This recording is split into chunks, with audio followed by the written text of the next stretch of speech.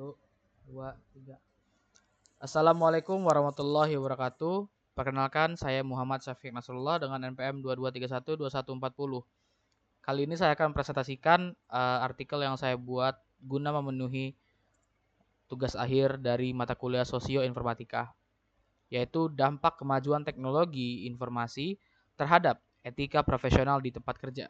Next, abstrak. Melatar belakangi yaitu mengidentifikasi dampak teknologi informasi pada etika profesional, khususnya isu keamanan data dan keadilan digital. Lalu, metode yang kita gunakan adalah pendekatan kualitatif secara deskriptif, berbasis data sekunder dari jurnal ilmiah dan laporan industri. Lalu, tujuannya adalah untuk melihat tantangan yang meliputi pelanggaran privasi data dan keadilan dalam proses kerja digital. Lalu solusi yang didapat adalah mencakup enkripsi data, pelatihan, dan transparansi. Dan kesimpulannya adalah pentingnya pendekatan etis untuk menjaga kepercayaan publik dan keberlanjutan bisnis. Next, pendahuluan. Untuk yang melatar belakangi artikel ini adalah teknologi informasi menjadi tulang punggung transformasi modern dengan inovasi seperti internet, kecerdasan buatan atau yang lebih dikenal dengan AI atau Artificial Intelligence, dan komunikasi digital. Perubahan ini memberikan manfaat besar seperti efisiensi dan produktivitas. Namun, perlu diingat, hal-hal tersebut menimbulkan tantangan seperti keamanan data dan kesenjangan digital. Lalu, apa pentingnya etika profesional?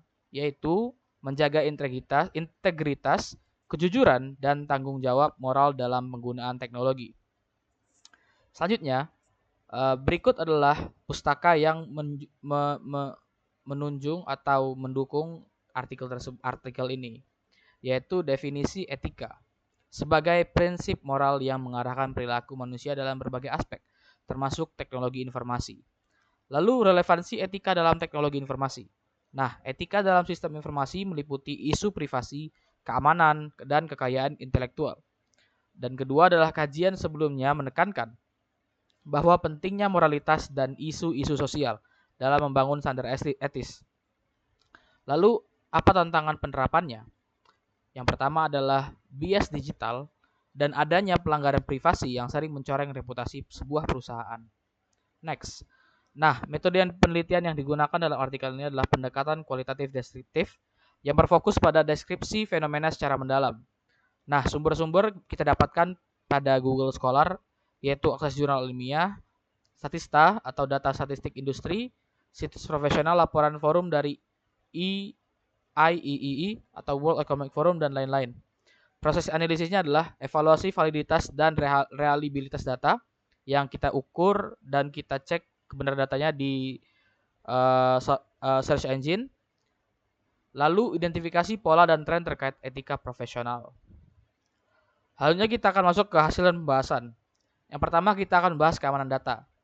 Yang dimana tantangan keamanan data yaitu risiko kebocoran data akibat pengumpulan dan analisis dalam secara skala besar. Contohnya adalah skandal Cambridge Analytica 2018 atau yang lebih kenal dengan Facebook, dan pelanggaran data Equifax 2017. Solusi yang bisa diberikan adalah enkripsi data saat transit dan penyimpanan. Kedua, audit secara berkala keamanan data yang ada di perusahaan.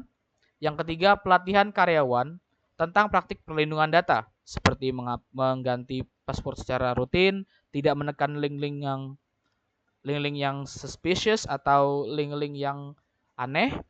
Dan yang ketiga adalah seperti tidak membiarkan orang lain memegang akun atau data dari perusahaan secara asal-asalan. Dan yang terakhir adalah transparansi kebijakan privasi kepada pelanggan.